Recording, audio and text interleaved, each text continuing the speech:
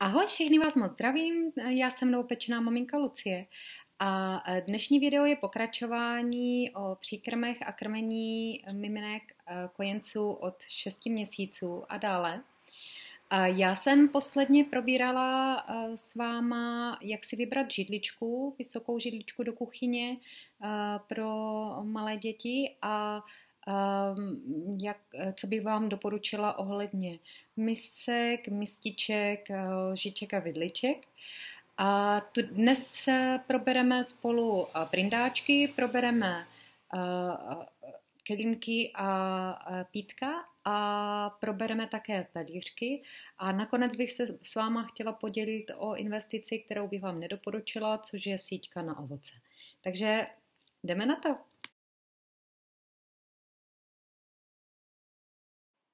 Tak já jsem vám talířky už ukazovala předtím, v předešlých videích, ale chtěla bych to zopakovat a ukázat vám je znovu. Samozřejmě si nemusíte kupovat nic komplexního, stačí úplně jednoduchý talířek, ale takové ty s těma přepážkama se moc hodí, pokud krmíte toho vašeho mimouše různým druhem ovoce a zeleniny, že jim to můžete takhle pěkně rozdělit a oni si to tam přeberou.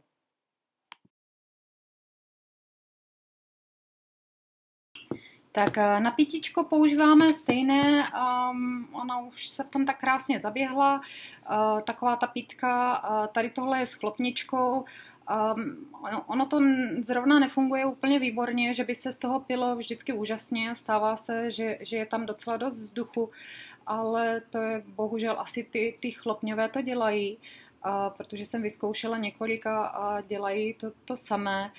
Ale je to výborné v tom, že s tím můžou třepat nahoru dolů a nemáte vodu všude, což je nevýhoda tady u tohoto pitička. Ona má tady tyhle ráda, protože se může napít sama, ona si to pěkně podrží, což je nevýhoda u takových těch klasických kelímků, které nemají ouška. Ale tady ta právě nemá tu chlopeň, takže se jí z toho trošičku líp pije, ale teda musím počítat s tím, že hlavně teda, když se někam přesunujeme a sedí v kočárku, takže asi vybrindá, nacintá a musím se ujistit, že to pořádně zavřu, protože se někdy stane, že když je to pootevřené nebo malinko, takže to teče. My teda používáme na pití mlíčka tady takové ty obyčejné kelímky, opět to přišlo v té sadě. Já mám dvě velikosti, tohle je zhruba 180 a ta druhá je 220. Takže ona si z toho pije ráno mlíčko, občas jí do toho hodím jen takhle na rychlovku vodu, výborné, omyvatelné, jednoduché, samozřejmě bezchlopně.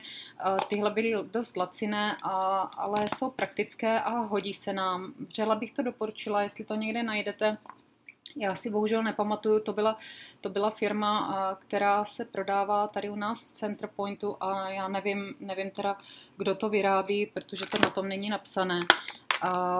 Ale kdybyste to náhodou někde viděli, tak opravdu úžasná věc. Můžete kombinovat různě, dobře se to omývá, nezadržuje to pachy. A my jsme právě už od začátku začali pít mlíčko, vlastně když jsem přestávala kojit, tak jsem jí dávala mlíčko tady z tohoto, aby si zvykla. A snažím se to nekombinovat, z těch druhých pítek pije jenom vodičku. A oni říkají, že je to lepší je naučit na ty pítka než na flaštičku, protože to pak nemusíte odnaučovat, že je to lepší pro zoubky a celkově, a věřím tomu, že ta údržba všechno je jednodušší. Jinak teda ještě jsem chtěla zmínit, když cestujeme, tak samozřejmě používáme buď tady ty kelímky, nebo jak už jsem předtím zmínila, tady ty kapsičky. Je to výborné, znovu můžu vřele doporučit, plní se ze spodu, je tam zips, zatlačíte to, můžete to tam popsat a až bude chodit možná do školky, tak to můžeme používat na svačinku. Oni je prodávají v různých velikostech, my jsme je koupili teda přes Amazon. Ta firma, no, tady ty přímo se jmenují Nature's Little Squeezy. Výborná firma, ta majitelka té firmy přímo se mnou komunikovala, ptala se mě, jak jsem spokojená s produktem. My to dáváme teda, já to většinou čistím normálně klasicky mydlovou vodou a mydlovou jarem a nechám to tam někdy, aby to, pokud do toho dávám masenko nebo něco, tak to nechám chviličku tak jako ve skleničce, aby se to tam odleželo a aby jsme se zbavili těch pachů a potom to dávám do myčky, normálně to tam nasadím, oddělám, odšroubuju. Většinou používám tady na ty víčka, tak používám takové ty štětečky, co jsou dělané přímo na dudlíky, na savičky a tady tyhle prostředky. Opravdu, co je výborné, ona si teď z toho krásně pije sama, používá to sama, já vám to tady ukážu opět v obrázku, je s tím moc spokojená a já taky. A většinou, co dělám, já si do toho vždycky nachystám svačinku, oběd, cokoliv, co potřebujeme. Teď už oběd tak moc ne, protože obědvá větší kousky a ono by to neprošlo, ale na tu svačinku, snídaní, večeři je to výborné, pokud používáme kaše a nemáme shodou okolností toast. Tak co se týká brindáčků, těch máme zase několik. Já teda stále používám tady ten, který jsem posledně tak nějak reklamovala. Já mám dva, jeden mám v tašce na kočárek a jeden mám doma. Trošičku nevýhoda ta, že Olivka už z něho trošinku víceméně vyrostla. Takže ho má posazený trošku výš, což nevadí, pokud ji krmím klasicky jenom jako takhle. Když ji krmím já, tak to nevadí. Ona to má jenom takové něco jako na záchranu, aby kdyby náhodou jí tekla slina nebo něco, tak ať se nezašpiní. Ale pokud baští sama, tak jsem pořídila jiné brindáčky. Jeden vám tady ukážu ve videu, protože ho mám teď složený a nepoužívám ho. Já jsem ho teda koupila, on je takový bytelnější, má rukávky, zapíná se vzadu na suchý zip a má kapsu, ale protože je docela velký ten brindáček, tak ve finále nám přišel takový trošku nepraktický, protože se v té sedačce nebo v té stoličce roloval a ve finále byla Olivka stejně špinavá. Takže já jsem koupila něco trošku menšího. Mně ty rukávy nevadí, protože ona většinou má krátký rukáva nebo ho vyhrnu, ale co bylo pro mě důležité, to, aby se vlastně nezašpinila na tom hrudníčku a aby neměla jídlo v klíně. A tohle funguje výborně, když to vlastně dáte k tomu miminko kolem hlavy, tak akorát přetáhnete tu kapsičku, takže ta kapsička krásně sedí a opravdu výborně funguje. Olivka si tam schovává jídlo na později, když tak krásně padá, co vám tady ukážu taky ve videu. Já jsem s nima moc spokojená, koupila jsem si dva tady ty brindáčky, i když je nepotřebuju, dovála shodou okolností, byly ve slevě a byl to balíček vlastně dva za cenu jednoho. Takže ten brindáček je opravdu důležitý.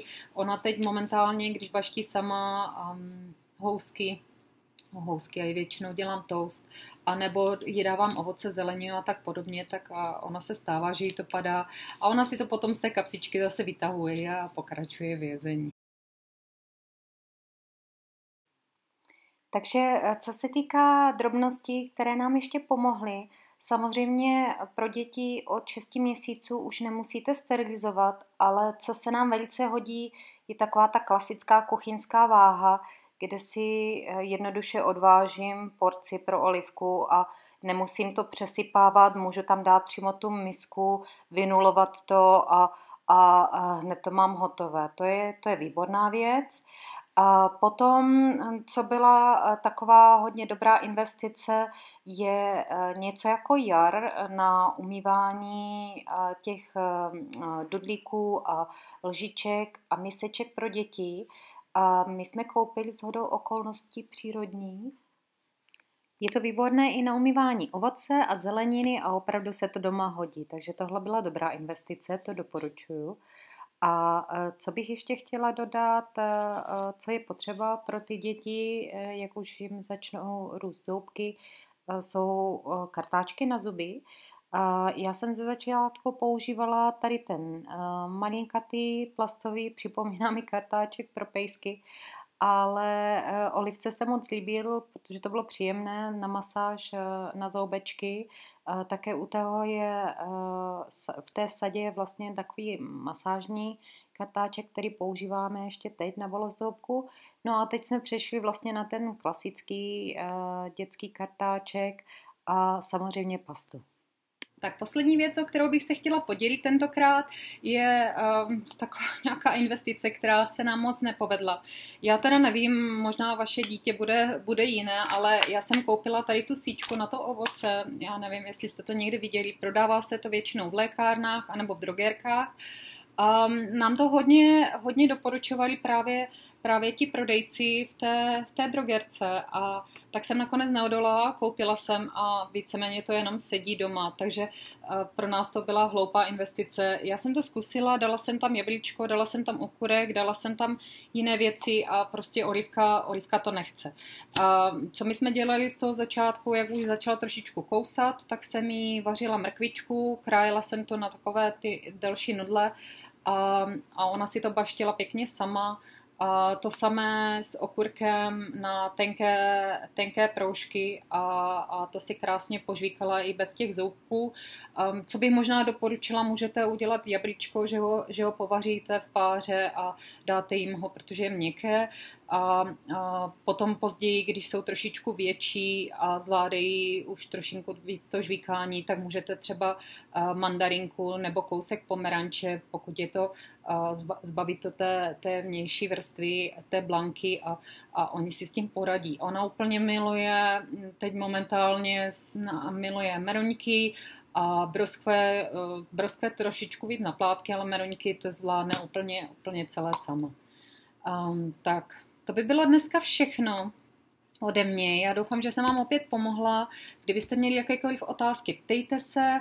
Poznámky můžete hned pod video. Já se vám budu snažit odpovědět. Pokud byste chtěli diskutovat něco víc, tak můžete na Facebook, na moji stránku. Odkaz máte dole a já vám ho tady nechám vlastně na videu. A kdyby vás cokoliv napadlo, ptejte se, já vám ráda odpovím, ráda pomůžu a samozřejmě, že jsem i nakloněná ke kritice. Cokoliv, co vás napadne, tak pište, ptejte se.